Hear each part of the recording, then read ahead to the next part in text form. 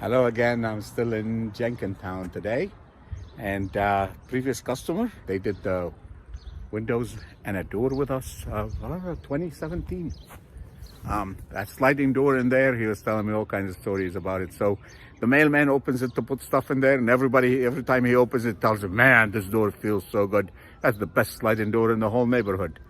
And John worked in a door factory actually all his life. Today was his birthday, 79 years old birthday. And he said this is the best door that he have ever seen in his life. The windows, the siding, we did all of that in here, and they still love it. There's absolutely no problem with it. They would recommend us to anybody and everybody. They did a little video for me. They give me some referrals. I'm gonna go canvass in the neighborhood and try to get some more business. This is a beautiful, nice neighborhood, and it's a nice day today. So we'll talk to you later.